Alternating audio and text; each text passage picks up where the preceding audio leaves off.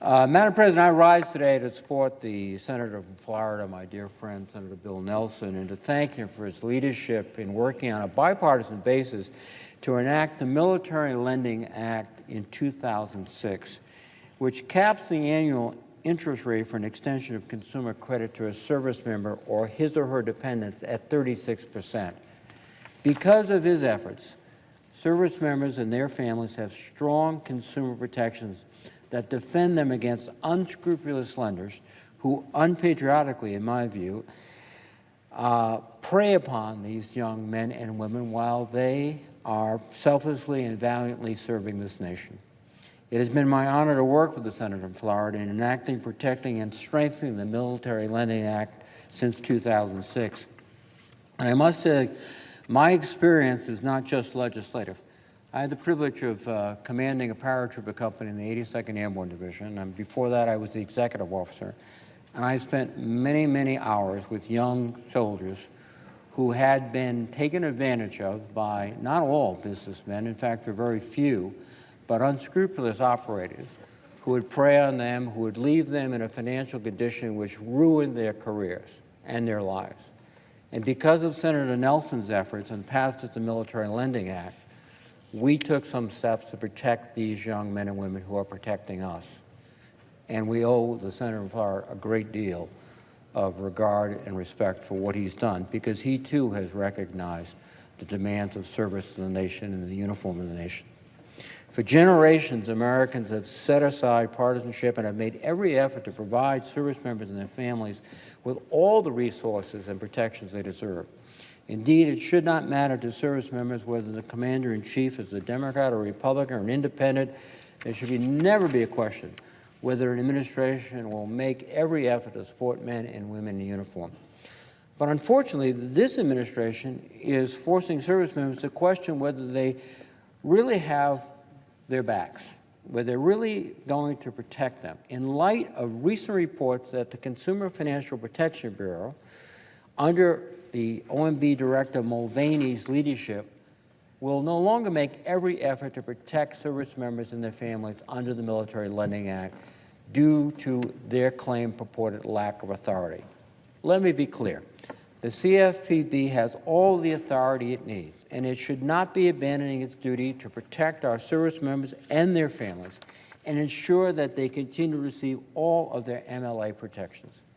We should not forget that the CFPB's routine examination of at least one payday lender already uncovered a Military Lending Act violation where a payday lender extended loans at rates higher than 36% to more than 300 active duty service members or their dependents.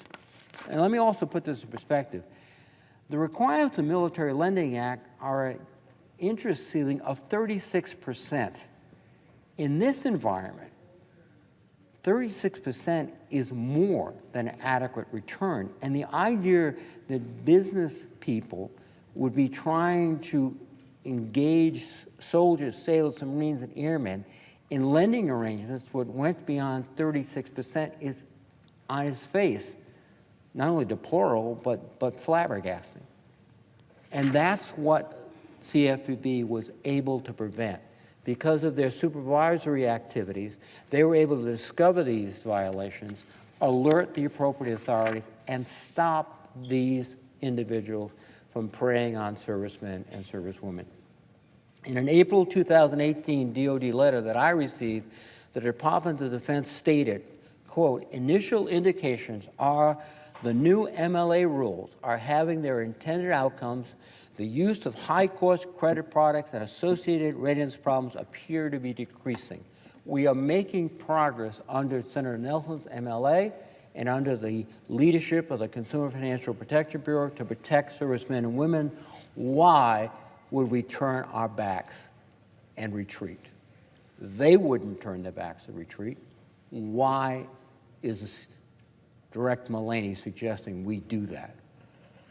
Indeed, DoD has stated that losing a service member due to personnel issues such as financial instability costs taxpayers and DoD more than $58,000 for each separated service member.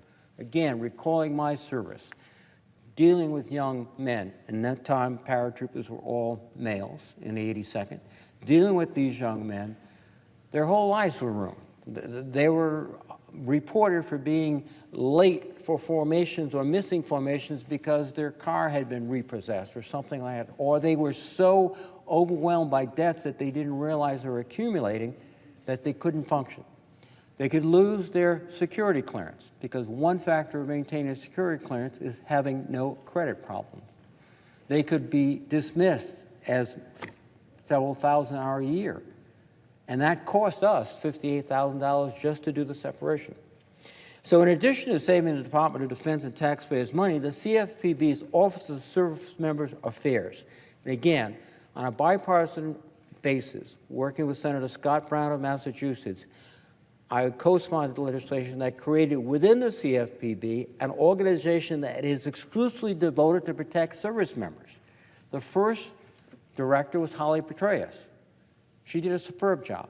She was succeeded by a career JAG officer, Colonel Cantwell, who also did a superb job. This organization, the CFPB, with their service members' office, has all the authority it needs and the obligation to protect the men and women who protect us. So their website says that it has helped return hundreds of millions of dollars in the pockets of service members affected by harmful practices. The CFPB, through the Office of Service Member Affairs, has returned hundreds of millions of dollars to men and women in uniform who are being victimized by unscrupulous operators. And we're going to stop that? We're going to walk away from success? We're, as I said before, going to turn our back and retreat on people who don't turn their back and retreat on this nation? That's why it's frustrating. It's inexplicable that the Trump administration would tout its dedication to service members in one breath and roll back military consumer protections for the next. To set the record straight, rolling back MLA protections prioritizes the interest of predatory lenders over the interest of service members and their families. If you can't make a decent return with a limit of 36% interest, you shouldn't be in business. You shouldn't be in a legitimate business. And this is not what any administration, Republican or Democrat, should do, and it's certainly not what the CFPB should do. As a ranking member of the Senate Armed Services Committee, who's also had the privilege, the highest privilege, of serving this nation in uniform, I stay with my fellow veterans, my colleagues, and all Americans in calling on the administration to do the right thing, honor our nation's commitment to provide service members and their families with all the protections they've earned. And again, I thank the Senator from Florida for his efforts, because without his efforts, we would not have a Military Lending Act. Servicemen and women would be victimized even more grievously. So to Senator Nelson, I salute him, thank him, and urge him to continue his valiant efforts. And with that, Madam President, I would yield the floor.